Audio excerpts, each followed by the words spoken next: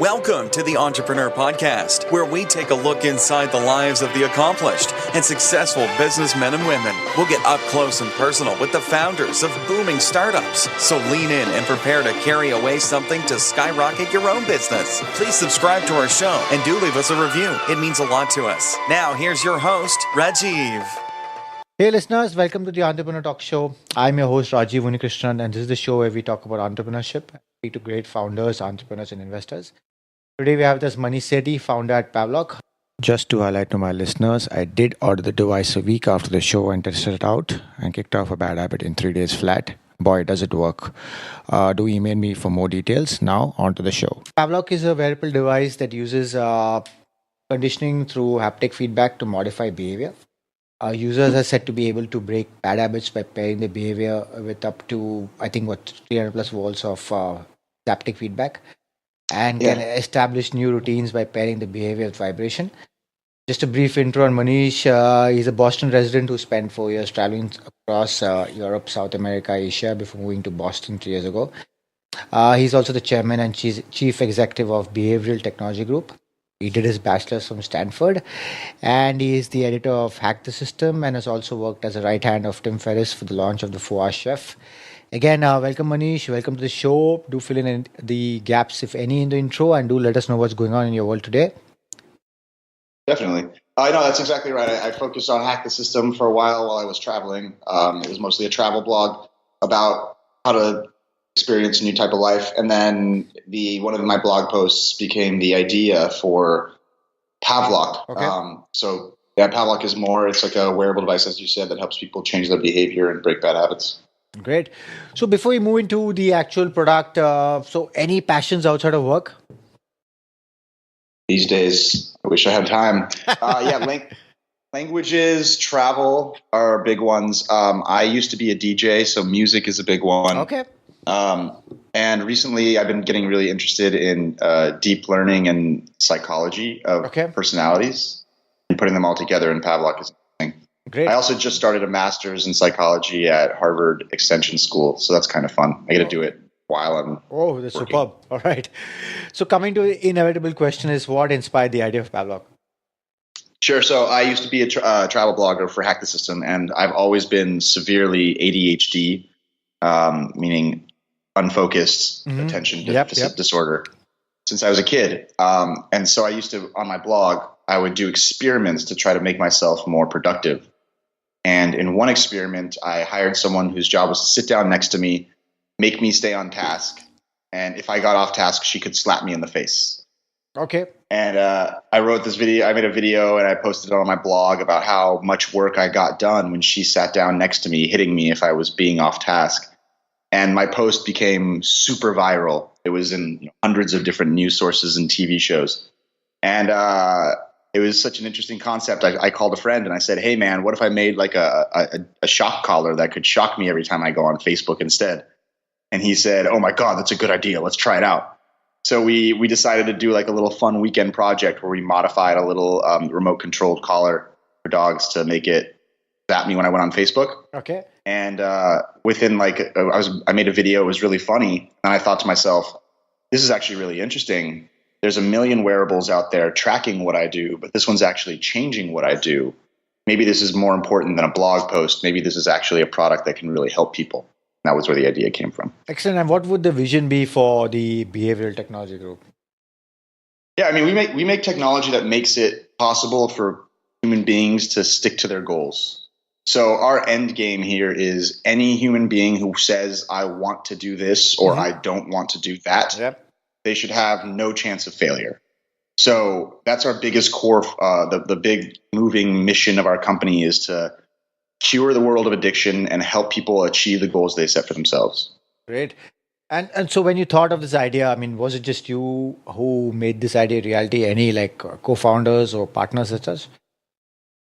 So I got invested in by a hardware startup incubator in Boston called Bolt, B-O-L-T. Yep. And so obviously without them, I couldn't exist. And they offered me a spot as a sole founder.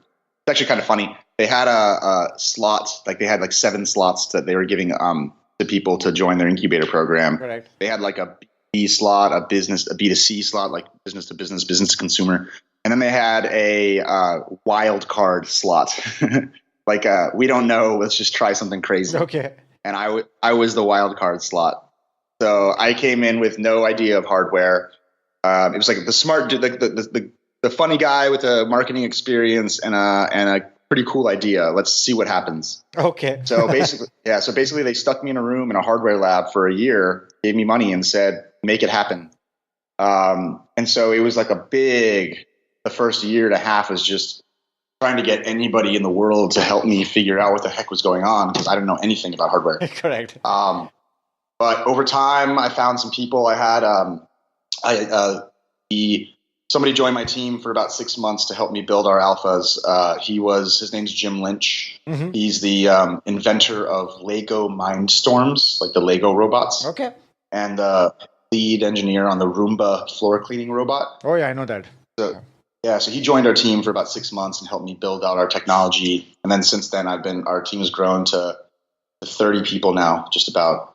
All working on hardware, software, customer service, fulfillment, etc. Great. So, I mean, when you thought of the idea, how did you test it out? Did you launch an MVP or just straight away decide, okay, this is it, I'm going to launch this? When I launched it, when I had the idea, it was from the slapping post, right? Yeah. So then I was building this device for me, and then when I got the investment, I didn't want to announce it until the product was built. Okay. So we launched our company. I started my Boston company in August 1st, 2013. $50,000, and we started building this product out, and really rapidly ran out of money because hardware costs a lot of money. Absolutely. Yeah. And so it was about March, probably February or March of 2014 when I realized we had no money, and I had to figure out a way to keep our company afloat. Yep. So I hosted a webinar and pre-sold a bunch of products. Oh, okay. And we had a big announcement just to like the readers of my old blog, and it was really successful. It kept us afloat. Ended up with us shipping their alpha units. We made like 50 alpha handmade units. Okay. In July of 2014, we launched our crowdfunding campaign in November of 2014, and then that was when we had a big breakthrough about what our technology could do. Okay. So the basic story is this. When I started the company, it was basically to copy off the Craigslist slapper. I believed that I needed to be reminded when I did bad things to make me stop my behavior. Correct. So it needed to know when I did something bad and then send me a vibration, a beep, or a zap. Okay. What we found halfway through our crowdfunding campaign was when I was Googling on scholar.google.com, all of the old studies. Yep. I was looking up shock, I was looking up zap, and I found a concept of addiction cessation called aversion therapy. Okay. And this was a very common type of addiction cessation or bad habit cessation that was done commonly in the 1960s through the 1990s, disappeared in the 90s. Mm-hmm. And what it was 5 to 7 days where a user would be instructed by a doctor to do a bad habit while they were zapped at the same time, either manually or by the doctor's remote. So they would tell a patient, smoke, eat this sugary food or smell this sugar and receive a zap, or take a puff of a cigarette and get a zap at the same time you puff a cigarette. Okay. And the cessation rates were way higher than any other type of therapy you can find. Like we're talking like 6 to 7 times more effective in less than a week than 6 months of wearing a nicotine patch. Okay. And I was like, holy crap, this is just hardware. No software needed. Just pushing the button while you do something you don't want to do anymore will create a Pavlovian association. So that was a big breakthrough for us because we realized, number one, we didn't need to have the software. The software didn't need to know when you were doing bad stuff. Correct. You needed to know. And you could train yourself by making yourself do the behavior on purpose for a period of a week and pressing the button while you did it. And number two, it led to infinite amount of habits because now it's not just about what websites we can track. Yeah. Now it's about, okay, you want to quit drinking? Well, drink and press the button. Do you want to quit biting your nails? Well, bite your nails and press the button. And that was a big breakthrough because we suddenly realized that we had a solution to a lot of bad habits, and that there wasn't anything out there to help other people with these problems. Great. So, so for our listeners, Pavlok is a band. So when you wear it, so do you have to like manually press the button each time you want to like you do something wrong that you want to get over? In 2015, you did. Okay. So basically, what happened? So the answer is it works in two ways. So first of all, there's the wake up mode, and then there's the bad habit mode. Okay. So bad habit mode is essentially it's a 7-day training program. It's about 5 to 10 minutes a day. Mm-hmm. First 2 days, it's just audio. You learn about it's just an audio program. So you listen to an audio file teaching you about the brain, teaching you about habits. And then the first 2 days, you track your behavior while you do it throughout the day. Okay. Then on days 3 through 7, you do a 5-minute, 5-day aversive conditioning training session. So you basically, for 5 minutes, you hit go on the app. Okay. And then start doing the behavior. And every few seconds, it'll give you a zap while you do that behavior. Oh, okay. So you just go through the 5 days of the 5-minute program. Okay. And I mean, how long does it take? I mean, normally that you've seen to get over a habit that you want to get over? About 5 to 7 days. That's it? So excellent. Yeah, it's really quick. Yeah, so most of our users, like for nail biting, for hair picking, for quitting unhealthy eating or snacking between meals, that's a big one. There's a lot of people using it now for negative thoughts. I used it for negative thoughts all the time. I used it to get over my ex-girlfriend, which was necessary. Pretty powerful because really what it does is it's like, like when you're in a bad mood and then someone's like, come on, snap out of it. Like, snap out of it. Correct. Yeah. This is a button that you can press that snaps you out of it. Okay. And if you look at the brain, it's like most activity is in the back of the brain where it's called your reptile brain or your limbic system, where your emotions and your habits live. And most of your time is spent in that like habit mode. So, when you get sad, it's really hard to stop being sad because you get into like this mode. Yep. But when you think, like the prefrontal cortex, the front part of your brain, that's the part that thinks and responds and is logical. Getting yourself to activate that frontal cortex is really hard. That's why, like throughout the day, you start doing, bad habits. You start doing things where the zap is like it's like a shock to the system. It knocks you alert and makes you alert and aware. And it's a really interesting feeling because it snaps you out of whatever you're doing at that moment. Okay. So you also have a shock clock. Is it different or? So we changed the name. It's now called the Wake Up Trainer. Okay. Wake Up Trainer. Okay. And the Wake Up Trainer is the same hardware as the Pavlok. The Pavlok includes the Wake Up Trainer plus the bad habits. Okay, got it. And the Wake Up Trainer is just the Wake Up plus you can upgrade in the app to the full Pavlok later on. Oh, great. Okay. And the Wake Up Trainer is designed to help people start building their morning routine. Okay. So go ahead. No, please go ahead. So the way it works is we found that the morning is the part of the day where you're most able to achieve good habits, and it kind of sets the stage for what you want to become. Correct. So what we've done is we created a device, essentially. The same device. Wear it to sleep. It tracks your sleep schedule. It starts to give you sleep analysis data, and it tries to vibrate and wake you up in your light stage of sleep. Mm-hmm. Okay. So once you're out of bed, we get you out of bed by waking you up at the right time. Then we keep you out of bed, so you have to start doing jumping jacks to make sure the alarm. Okay. The alarm wakes you up. If you don't do the jumping jacks, it'll start to zap you. And then after that, we're now triggering it. So you choose the routine you want to form. Like you pick the routine of the famous people in our app. So we're building these right now. So it's like, which routine do you want? The Einstein, the Franklin. You pick like the routine of some famous person in the past. And each in the morning. So it's like I wanted to get out of bed, and then I want to take a walk outside for 1,000 steps, and then I want to sit down and write in my on my Google.com docs, and then I want to drink a glass of water. Okay. And so what our app will do is it'll make you get out of bed and start doing jumping jacks. Then it will make sure you start taking your walk. Otherwise, it'll start to vibrate, beep, and zap you. Then after you finish your walk, it'll make sure you start doing whatever the next step was, and then it'll make sure that you do your water as well. the next step being sitting down in front of your computer. It'll make sure that you're on your laptop on that URL in that web browser. Okay. So what we're trying to do is essentially create a good system that enforces your morning routine. Got it. So, like, you said other than habits, is also to get over negative thoughts, etc. So, you have these kind of ideas that people may use to kind of buy this device because, you generally think of bad habits like smoking or biting nails, etc. But you don't think of negative thoughts, etc. So, are you putting it out there that people can use the device for these things also? Yeah, we're always really careful about it because, you have to be careful. But we let our users tell their story. Okay. So I didn't know about the negative thoughts until our users started telling us. And so we've started to see that we're finding the habits that users are using our product for are very interesting. Got it.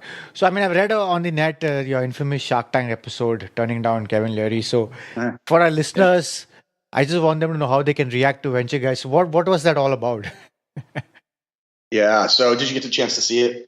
I saw a bit of it, but I was in the office, so I didn't. Pretty entertaining. So I was on a show called Shark Tank. It's one of the most popular shows in America where they have 5 people and you pitch to them your idea and try to get money.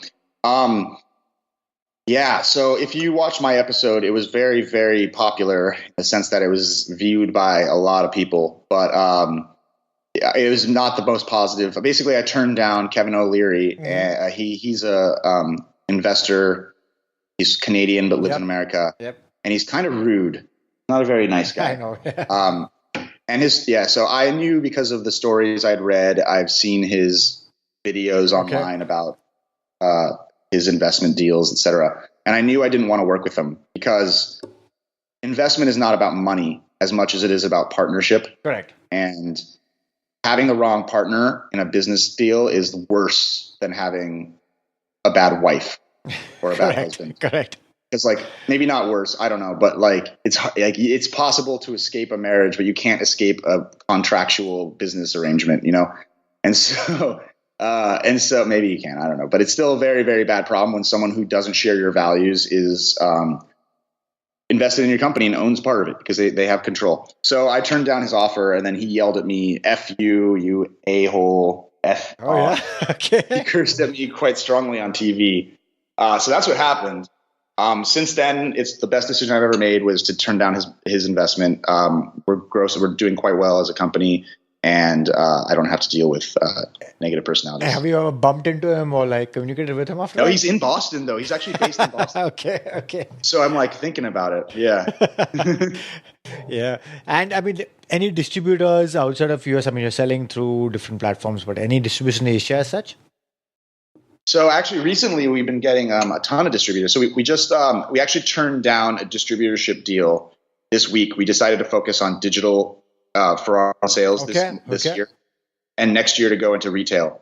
But the reason why is because when you start going into big distributorships, they start having really scary terms. Correct. Walmart will pay you months after you send them the product.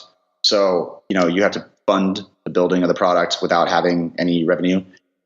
So we decided to push that off, and instead we're focusing on our own site and online digital sales, things like Amazon, things like Newegg. But what's cool is a couple weeks ago we were on a Japanese Monday night talk show for 10 minutes. They showed our product for 10 minutes. And so ever since then, a bunch of Japanese buyers have been buying bulk orders of our product to resell. Excellent. So it's been kind of a cool time.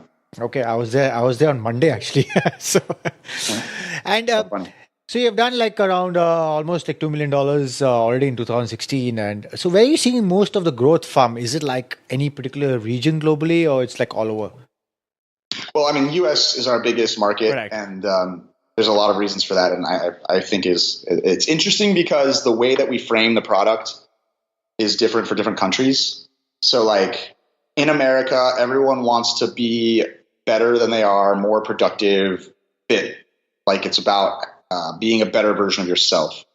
In a lot of European countries, it's a lot about not being weird or not standing out too far. So they want to get rid of negative thoughts or get rid of weird tics or scratches. And then in Japan, it's about, I want to wake up. I got to get up, go to bed because I have to.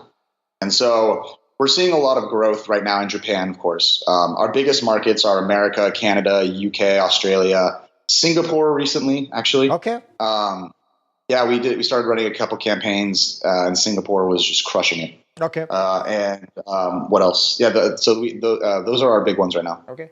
So in terms of competition, I've seen nothing other than your comparison with the rubber band. But is there anything else in the market like this?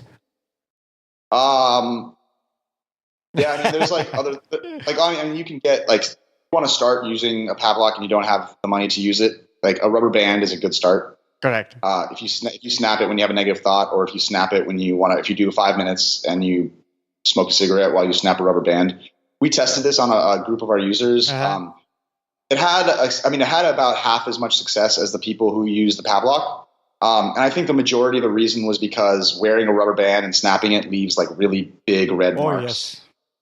Yeah, and it's like kind of, yes. So you don't want to. So people would give up when they started to bleed. I actually tried that for a day after we fixed up our interview. It wasn't too user friendly. The rubber band. Yeah. Yeah, it's not too user friendly. Yeah. That's why, like, yeah, we're thinking about making like a April Fool's joke where we're like, Pavlok's newest invention, the world's best, like in a fancy box with like big colors, and then you open it up and it's just a rubber band. That's true. But yeah. So I mean, we don't have any competition in the, like, no, I don't know any. I mean, there's dog collars that shock you. Correct. There's shocking like business cards and shocking pens and stuff. But on the side of aversive conditioning or breaking bad habits, so on the habits angle, there's a lot of competition, right? But almost everybody is hyper focused on forming habits. Correct. We're the only person I know who's like a tech company doing bad habits. Okay. Our competitors, like, I wouldn't even consider them competitors. They're more like possible partners. Are like drug companies who make drugs that help you quit addictions. Correct. Or therapy clinics, or like Alcoholics Anonymous or things like that. Those are honestly places that we're trying to partner with rather than compete. Okay. So one of our biggest core values of the company is a function of like modularity and integration with people who help achieve other people's goals. Mm-hmm. So like a good example is Fitbit. They are, Correct. Most people would think of them as our biggest competitor. I'm actually wearing a Fitbit right now, and we designed a Pavlok clip that clips directly onto your Fitbit. Oh, okay. So that so on one side you can wear on one wrist you can wear both. And then we use the Fitbit data to adjust your behavior. So if I haven't gotten up or walked enough steps with Fitbit, correct. then zap me or beat me. Yeah. Great. So in terms of funding, you raised money from quite a few prolific founders like Steve Camp, Matt Kempnis, of course, Ramit, John, Dave Asprey, and more. So, I mean, are you like making enough revenues that you're not going to raise in the near future, or are you planning to raise some more in the near future? My goal is to stay away from raising as much as possible for the near term. Okay. We raised our last round. We raised a total of about $500,000, which sounds like a lot, but it's not a lot of money for a hardware startup. Correct. And we raised the last investment I took was like January of 2015. Okay. I think that's right. Great. Yeah, 2015. So since then, I've been staying away from it. Great. We're trying to run our company profitably, which is a very different game than raising money. But it's always good. Yeah. Well, it's a mindset shift, because when you're trying to raise money, you're saying, I know what I need to do to be a success. So let me find the money to make sure my idea happens. Correct. And in my mindset, it's here's the amount of money and resources I have. What can I do with it to get us to the next step? Correct. And what I found is, like, every time I'm pretty sure of something, I'm always wrong about what customers will respond to. And our biggest innovations of the company have always come from times when we were really low on cash and have to figure out a way to survive. And that has led to our best decisions as a company. Being lean and looking for how do we survive is really a critical thing we do. Great. So just want our listeners to know, like, what is Hack the System all about? Sure. So Hack the System is more or less defunct. I haven't updated it in 2 years. But Hack the System is essentially my brain on travel. And so it's like a supremely ADHD site of different things that I wanted to talk about for years while I traveled. And what I did was essentially travel around the world and show people that you can move to new countries and that you could become successful at your goals in a very rapid way if you approach goals not as if you approach goals in the right way. So the tagline was cheat codes for life. And so I taught people how to learn a language in 90 days. I speak 5. I learned how to speak fluently in 90 days, a couple languages. Great. I talked about how you can lose weight rapidly. I lost like 27 pounds in a very simple way. I just moved into the wilderness where there's no cookies around. Yeah. You lose weight, right? That's true. I taught people how to become more productive, like getting slapped in the face, etc. I taught people how to break into new societies, like becoming a DJ in Berlin. So it was very random stuff, but it was very kind of all of it is very similar to Pavlok. It's all kind of a foundation. Okay. So moving out of business, over time, who has influenced your emotional life? By far, my brother. Okay. Seiji, he runs a website called I Will Teach You to Be Rich. Yep. He's been a huge inspiration in my life. Tim Ferriss was a massive inspiration in my life. He led to me leaving the U.S. and traveling for 4 years and starting my blog. Plus, I helped him later on publish or market his 4-Hour Chef book. I got to live with him for 2 months, which was really cool. Great. Yep. Yeah. Who else is? Sorry, good. He's got a great show. Yeah, his podcast is killing Yeah. it. And a couple other people have influenced me. Who I've worked with, Daniel D. Piazza from rich20something.com has been really inspirational. Derek Halpern from Social Triggers has been really helpful. Those are probably top 4. Okay. And over time, what's some of the best advice you've been given? For what? Generally, over time, just some of the best advice on entrepreneurship or anything else in life. Basically, when I make a big decision, I always look at how I would feel in 50 years and say, would I be likely to regret having done this or regret not having done this? Okay. And almost always it's regret not having done this. So that was understanding that fear is stupid because you won't look at it the same way in the past. Okay. Some other good advice was a book recommendation by Derek Halpern. He recommended I read this book called The Art of Speed Reading People. And that book was about personality types and how to identify other people's and your own personality type and what that means for how you should work. Okay. And that book was mind-bogglingly, completely changed my life because I understood for the first time why, even though I was a failure according to ADHD, having a disorder, that actually wasn't a disorder. It was a personality trait. And that trait is actually a very cool trait that can be used well if you surround yourself with people who are finishers. Got it. And so I'm a starter, comes up with new ideas, but I have insane trouble sitting down and writing an email. Okay. So rather than me trying to write my emails, what if I just let myself come up with ideas and then hire people who will just send the email? Okay. And that has been a mind shift. Great. I mean, you've done so many ventures. So any low point in your entire entrepreneurial career that you just wanted to completely give up? Say again? You have any low point in your complete entrepreneurial journey where you just want to completely give up? And at any point in my entrepreneurial journey, have I ever wanted to give up? Correct. Yes. And I will tell you this, the times that I want to give up are always the times that we're doing the best. Okay. So I'm very weird, but I also think I'm not that weird. When someone comes to me and says, oh my God, Manish, good job. You can do this. You've got this.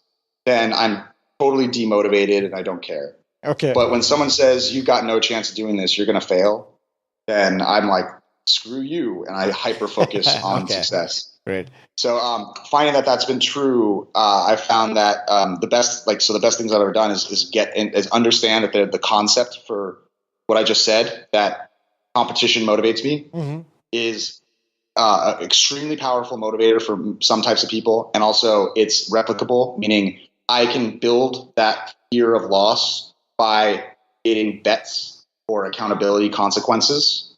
So instead of me trying to get myself to sit down and write, I'll just make a bet with my friend that if I don't send it to him by the end of the week, I owe him money. Okay. And as soon as the bet is made, my brain just changes and just sits down and finishes it so it doesn't lose. Okay. And so that ability to understand my own processing means that I just make bets all the time. Great. And anything at present that's getting you and the team really excited? Any new launch or feature on your products coming out? Yeah, our wake up trainer is making us really excited. Okay. So the building the morning routine, I think, is going to be a big deal. Great. And where do you see yourself and your product in the next business in the next 2 to 3 years? Next 2 to 3 years, I imagine we'll be in retail or have our own retail stores around the U.S. and abroad. I believe that we'll have we'll be in our medical division. We'll have gotten our FDA clearance is our goal.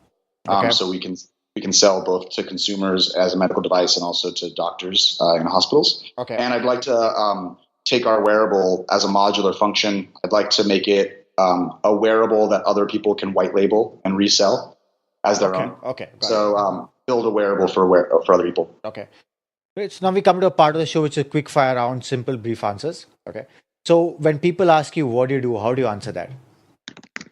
I run a wearable device company. Okay. When you think of the word successful, who is the first person that comes to mind? My brother. What do you excel at that people might not realize? Languages or idea generation. Okay. And what is something you believe in that other people think is totally insane? Personality types. And what would Manish's greatest weakness be? Oh, it's a lack of focus. Okay. 100%. All right. I mean, you're in the US, so M-commerce or e-commerce? Say that again? M-commerce or e-commerce? It was M-commerce. Mobile commerce. So mobile device or... For me, or what? I prefer desktop, but okay. I prefer desktop, but a lot of our users are mobile. Okay. And favorite city globally? Buenos Aires or Berlin. All right. Finally, any last thought or piece of advice that you want to give our listeners?